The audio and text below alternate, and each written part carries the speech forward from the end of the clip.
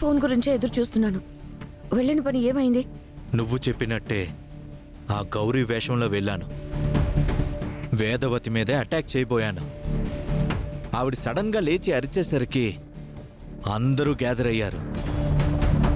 అందరూ చూస్తుండగా నేను అవని ఇంట్లోకి ఎంటర్ అయ్యాను. ఈ పాటికి అక్కడ రచ్చరచ్చ నడుస్తూ ఉండుంటుంది. నా రూపం తెలియజేయడానికి నా వంటి వస్త్రాలను ధరించి వచ్చిన ఆ ఆగంతకుడికి చావే సరైన శిక్ష.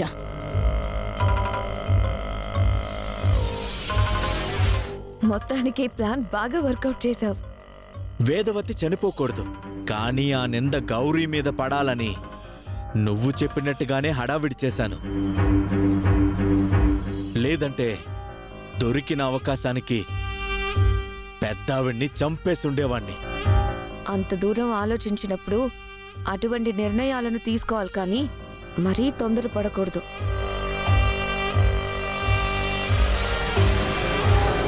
పోలీసులు గౌరీని అరెస్ట్ చేసి తీసుకొని పోతారు. బయటకి విడిచిపెట్టకుండా మనం పోలీసులతో సీక్రెట్గా మాట్లాడదాం. గౌరీ చాప్టర్ క్లోజ్ అయిపోతుంది.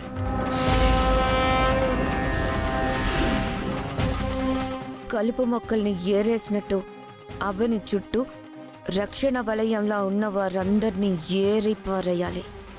అప్పుడు అవని మనకు కరెక్ట్గా దొరుకుతుంది. ఈ పూటకైతే ఈ ప్లాన్ వర్కౌట్ అయింది. అవని సంగతి ఇంకొంచెం గ్యాప్లో చూద్దాం.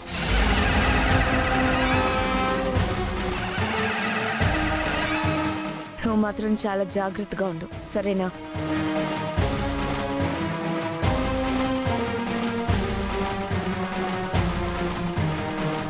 మాట్లాడవేంటి Rocky?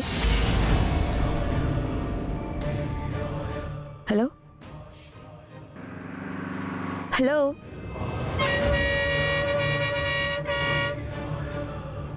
Hello Rocky, hello.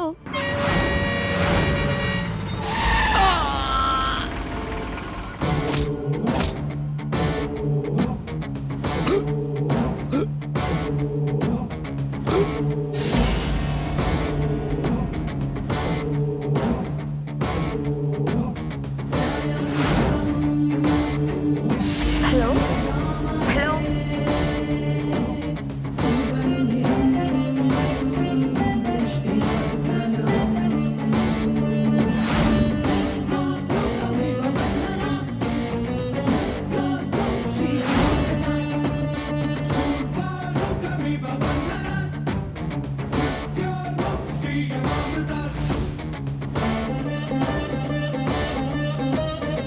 Hello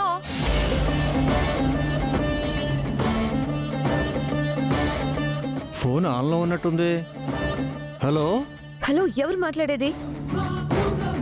ఇప్పటి వరకు నాతో ఒక అబ్బాయి ఫోన్లో మాట్లాడుతూ సడన్ గా మాట్లాడకుండా ఆగిపోయాడు. ఏమైంది అక్కడ? యాక్సిడెంట్ అయిందండి.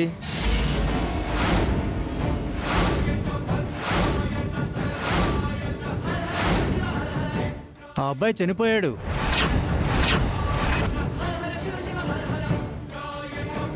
అతని తాలూకా అండి మీరు? అయితే రోడ్ నెంబర్ 26 తొందరగా వచ్చేయండి. అతను ఏదో లోన్ గురించి నాకు ఫోన్ చేశాడు. అతను ఎవరో నాకు తెలీదు.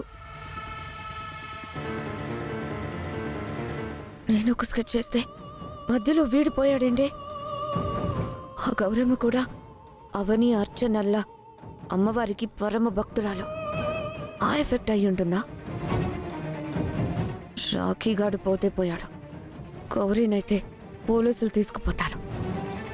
అక్కడ ఏం జరుగుతుందో లైవ్గా చూడాలి.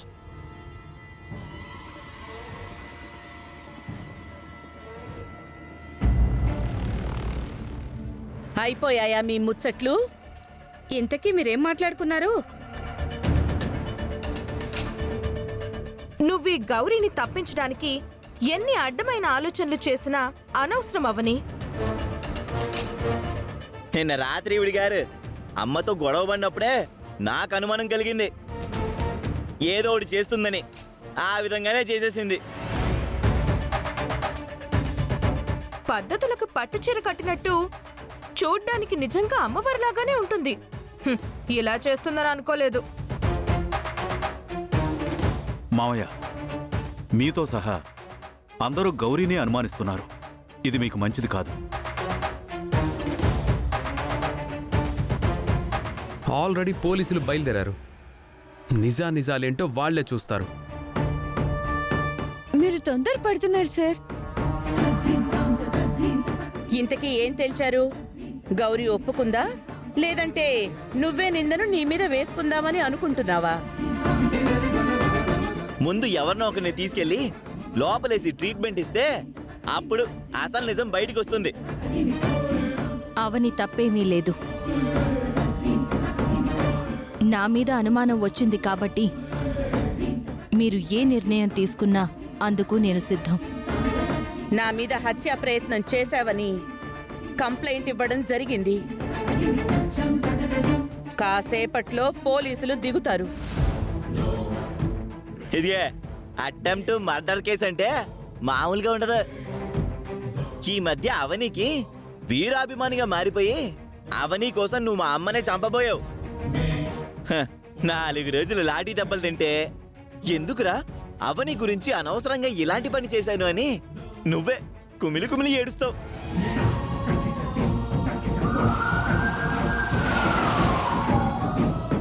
అదిగా పోలీసులు వచ్చారు, వాళ్ళే తెలుస్తారు కానీ అందరూ బయటికి రండి. రండి.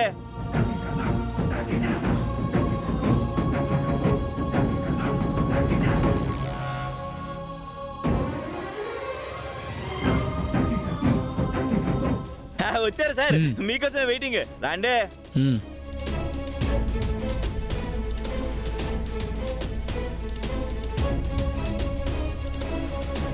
గౌరీ ఎవరు?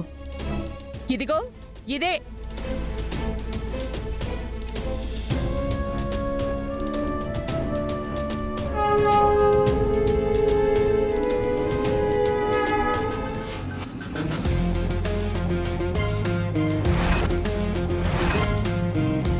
స్టేషన్కి నడవమ్మా. బావా, మీరు అనవసరంగా తొందరపడుతున్నారు. కంప్లైంట్ ని విత్డ్రా చేసుకోండి.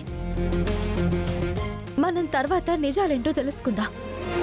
అసలు వచ్చిందెవరో కనిపెడదాం. అవన్నీ మీరు తర్వాత చూసుకోండి. నా డ్యూటీ నేను చేయాలి. అడ్డు రాకండి. కానిస్టేబుల్స్, ఆవిడని తీసుకురండి. ఒక్క నిమిషం సార్.